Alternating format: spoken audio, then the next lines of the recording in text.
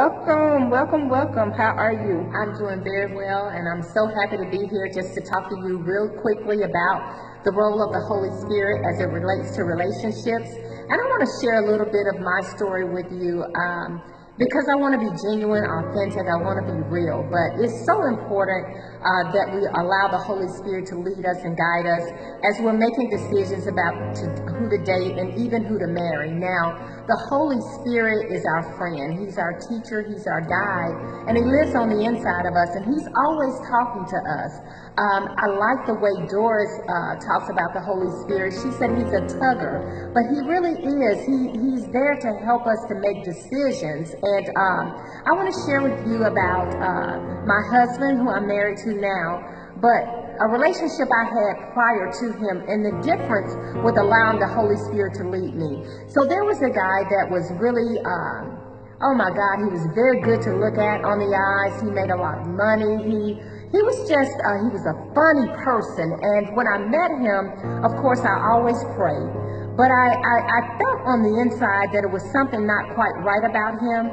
But my friends gave him the thumbs up, and I was looking at everything on the outside and not looking at the inside.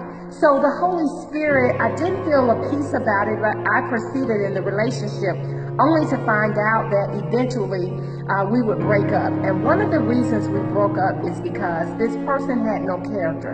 His words and his actions did not match. There were things in my life that were important to me, but they were unimportant to him. And a specific example is my father had gotten very ill, and we had been going out for a while. And I needed him to assist me and to help me with a couple of things. And that's when I saw the kind of person he was. He wasn't concerned about anything other than us going out and having a good time. And so when I wanted him to help me, he really showed me who he was. He kind of just really took a hiatus. He was very distant, and eventually we broke up. And I met this other guy a couple of years later who he didn't look the way that I wanted him to look, although he was handsome. He didn't speak the way that I wanted him to speak, and he certainly didn't dress the way that I wanted him to dress. But when I met him, I prayed about him, and just something on the inside, I had a peace that I could go forward. And as we progressed in our relationship, I really began to see the kind of person he was.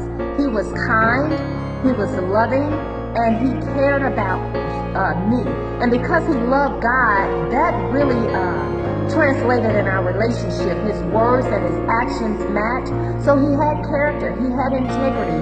Even though those things outside or externally wasn't everything that I wanted, on the inside he was everything. And I remember he wanted to take it a little bit further, and I talked to somebody who was really my mentor, and I was sharing with her some of the things that I didn't like about him, and she said something that changed the trajectory of our relationship. She said, "Malinda, it is integrity that will last in a relationship. It is character that will last in a relationship."